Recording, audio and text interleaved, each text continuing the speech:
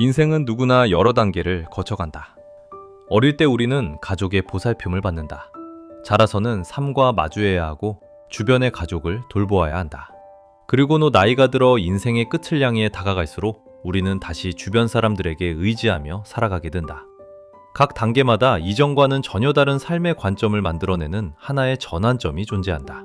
그 전환점을 사람들은 성숙이라고 부른다. 한 소녀가 대학의 문턱에 들어서 처음으로 가족을 떠나 혼자 살아가며 자신의 삶을 책임지게 될 때 그것을 성숙이라 부른다.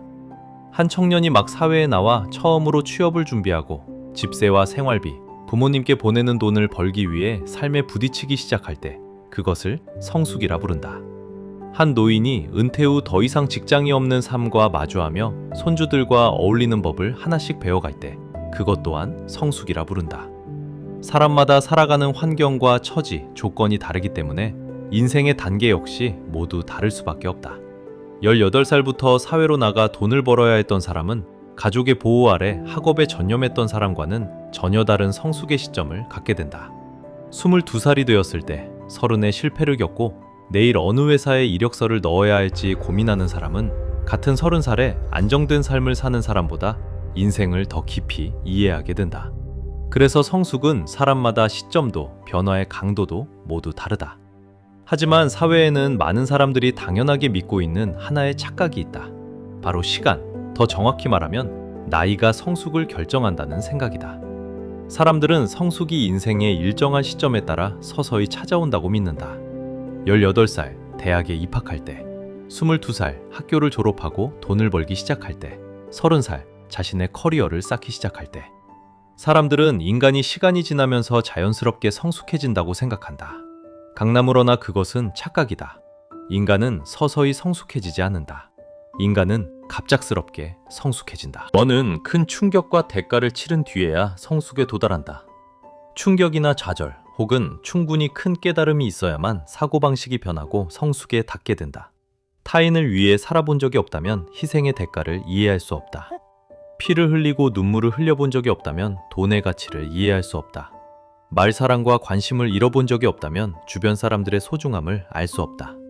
모든 성숙과 심리적 사고의 변화는 인생의 전환점에서 비롯되며 그것은 반드시 스스로 겪어야 한다. 넘어져 본 적이 없다면 누구도 성숙을 가르쳐 줄 수 없다. 무너져 본 적이 없다면 누구도 이해를 건네줄 수 없다. 일찍 성숙하는 것, 그리고 그 대가를 치르는 것. 이제 성숙의 또 다른 측면을 이야기해보자. 과연 무엇이 성숙이라 불릴 수 있을까? 배려하고 희생할 줄 알면 성숙한 것일까? 성급히 결론을 내리지는 않겠다. 계속 들어보자. 말자 잘 듣고 철이 들고 얌전한 아이들은 겉보기에는 일찍 성숙한 것처럼 보이지만 사실은 오히려 늦게 성숙하는 경우가 많다. 어릴 적 안정감을 느끼지 못했고 타고나길 예민한 사람은 타인의 표정과 반응을 관찰하고 다음 상황을 예측하는 능력을 일찍 발달시키게 된다. 아주 이른 시기부터 상대가 자신을 좋아하는지 어떤 감정을 가지고 있는지를 감지하고 그에 맞춰 반응한다. 이처럼 너무 일찍 성숙한 성향은 자신의 가치를 타인의 평가에 전부 맡기게 만들고 결국 무상으로 타인을 만족시키는 성격으로 이어지기 쉽다. 이런 사람들은 갈등을 피하고 자신을 잊은 채 남을 만족시키려 하며 평가받는 것이 두려워 자신의 가치관과 의견을 드러내지 못한다. 그 결과 독립적인 판단력과 삶의 기준을 잃게 된다. 내면의 에너지는 쉽게 소진되고 자신만의 가치체계를 깊이 고민할 힘도 남아있지 않다. 새로운 것을 시도하지 못하고 틀을 깨지 못하며 반복되지 않는 삶을 살 용기도 더 위험한 것은 이것이 소극성, 대인기피, 변화에 대한 두려움으로 이어진다는 점이다. 그들은 부모와 친척의 눈에는 착한 아이일지 모른다. 하지만 너무 일찍 타인의 눈치를 보며 행동하는 법을 배운 탓에 현실 세계를 탐험할 기회를 잃었고 실제 경험과 실수의 기회마저 부족해졌다. 그들은 똑똑할 수도 있고 타인의 연애 문제를 명확하게 분석할 수도 있다. 그러나 정작 본인은 수십 살이 되도록 이성에게 먼저 다가가지 못하고 한 걸음도 내딛지 못한 채 사랑을 해보지 못한다. 삼보스를 모르는 것이 아니라 감히 하지 못하는 것이다. 반대로 덜 예민한 아이들도 있다. 대신 그들은 용기를 얻는다. 뻔뻔하고 대담하기 때문에 더 많이 시도하고 더 많이 사랑하고 더 적극적으로 나선다. 스스로 고통에 빠지지 않아도 감정에 휘둘리지 않아도 올바르게 행동할 수 있다. 일찍 성숙했다고 불리는 사람들 중에는 여전히 몽상 속에 살거나 얻었다가 잃고 절망에 빠져 있는 이들도 있다. 분석 능력은 뛰어나고 내면의 감정은 풍부하지만 변화와 실패, 조롱과 굴욕을 두려워한다. 나느그시스탄트, 스들의 머릿속은 세상이 돌아가는 철학으로 가득 차 있다. 하지만 실제 경험은 매우 부족하고 사회에 대한 이해도 극히 제한적이다. 똑똑하지만 아는 것도 하는 것도 모두 부족하다. 신경계에 지나치게 이른 각성은 오히려 짐이자 저주가 되어 앞으로 나아가는 것을 어렵게 만든다. 프로세큐팅, 너무 일찍 틀에 갇힌 아이처럼 모든 것을 아는 듯 보이지만 실제로는 아무것도 모르고 아무것도 해내지 못한다. 겉으로는 영리해 보이지만 본질적으로는 매우 미숙하다. 그래서 성숙은 순종이나 체념, 희생을 의미하지 않는다. 더더욱 단정함이나 처세술, 점잖음을 뜻하는 것도 아니다. 성숙이란 그저 사고방식이 변화하고 인생의 각 전환 단계를 거치며 자신만의 인식을 갖게 되는 것이다. 습관대로 조금 더 느리게 자라고 얼굴에 두꺼운 철판을 두르듯 부끄러움 없이 솔직하게 살며 두려움 없이 뛰어드는 아이들은 그만큼 풍부한 현실의 전투 경험을 쌓게 된다. 같은 나이일지라도 그들은 이른바 일찍 성숙했다고 불리는 사람들보다 수백 배 더 다채로우며 결국 그들을 가차없이 밟고 지나간다. 겉보기에는 일찍 성숙해 보이는 사람들은 사실 안개에 덮인 정자와 누각과 같다.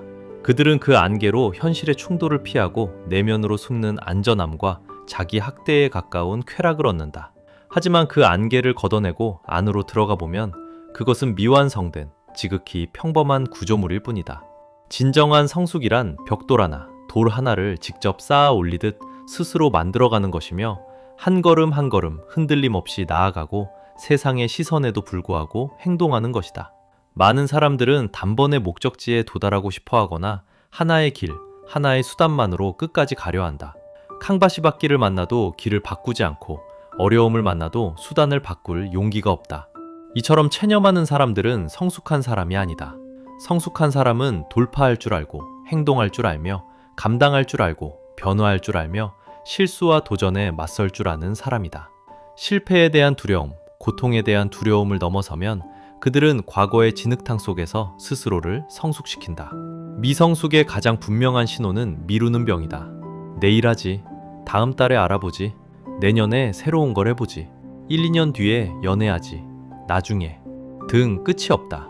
그들은 항상 완벽한 상태가 되어야만 일을 시작하려 한다. 혹은 완벽한 방법이 확실하지 않으면 아무것도 하지 않으려 한다. 게다가 당신아지 조언만이 있다. 첫째, 인생은 본래 불확실하다. 부엌에 들어가 맛보지 않아도 먹을 수 있는 상차림은 존재하지 않는다. 솔직히 말해 인생은 늘 당신을 잡아먹고 진흙탕에 밀어넣을 기회를 노리고 있을 뿐이다. 제 세상의 본질은 한정된 자원이다. 그로 인해 일자리도 회도 모두 한정되어 있다. 그래서 싸울 줄 모르는 착한 사람에게는 보상이 없다. 우리는 모두 비좁은 사회에서 살아가고 있으며 그 어디에도 확실함이나 안정은 없다. 모든 것은 끊임없는 변화와 적응을 요구한다. 이 사회의 불확실성을 온전히 받아들이고 그에 적응하며 더 주도적이고 유연하고 강해질 때 성숙은 자연스럽게 찾아온다. 둘째, 삶은 언제나 역동적인 과정이다. 만물은 예측할 수 없이 변하며 불변하는 것은 없다. 중학교 때 영어를 잘하지 못했다고 해서 평생 다시 배울 수 없다는 말인가? 많은 사람들은 너에게 맞지 않는 것은 평생 맞지 않는다는 이론을 주입한다. 그래서 자신에게 맞는 것만 찾고 그것만 배우고 그것만 시도하라고 말한다. 이런 유형은 감정적 사고의 전형으로 인생의 본질이 끊임없는 변화라는 사실을 이해하지 못한다. 쥘만은 KFC 직원 채용에서 18명 뒤인 19등에 그쳤다. 브로그는 영어 한 단어도 몰랐지만 매일 자전거를 타고 20km를 달려 외국인이 자주 드나드는 호텔에 앉아 영어로 소통하는 법을 배웠다.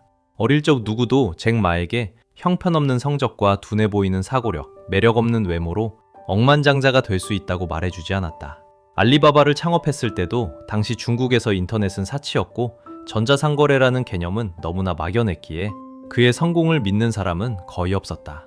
결국 우리는 남을 위해 성숙할 필요도 없고 남의 눈치를 보며 살 필요도 없다.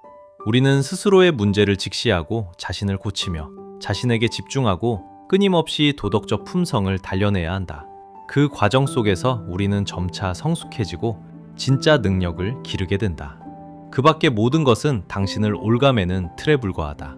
그러니 잘못된 사람에게서 잘못된 것을 배우는 것은 잘못된 약을 먹는 것보다 더 해롭다.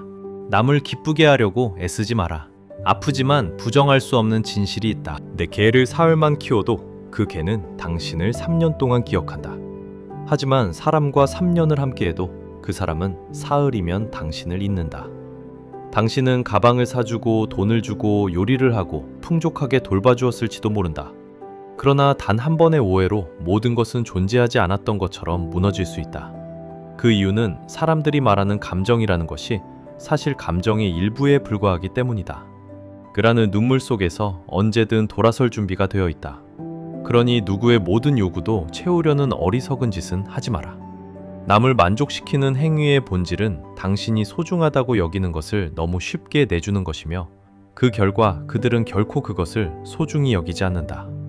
당신은 그들을 위해 에너지를 소모하고 그들을 구하려 하지만 정작 그들은 스스로를 구할 생각조차 하지 않는다. 인간성을 이해하려면 다음과 같은 잔혹한 공식을 이해해야 한다. 100에서 1을 빼면 0이 될 수도 있고 0.1에 1을 더하면 100이 될 수도 있다. 삶의 공식은 수학의 공식과 완전히 다르다. 감정의 공식 역시 도덕의 공식과는 전혀 다르다. 매일 어떤 거지에게 1만 원을 준다고 해보자. 어느 날 갑자기 1,000원만 주면 그는 뒤에서 당신을 저주할 것이다. 한만 주던 사람이 어느 날 갑자기 1만 원을 주면 그는 눈물을 흘리며 머리를 조아리고 당신의 집안과 회사까지 감사할 것이다. 이것이 바로 인간의 마음이다. 그리고 이 냉혹한 공식을 이해하지 못한다면 인간 심리를 이해할 수 없다. 사람을 미덕이다. 그러나 모든 사람이 당신의 선의를 받을 자격이 있는 것은 아니다. 급한 것은 구하되 가난은 구하지 말라는 말이 있다. 가난은 대부분 사고방식과 머릿속 문제에서 비롯되기 때문이다.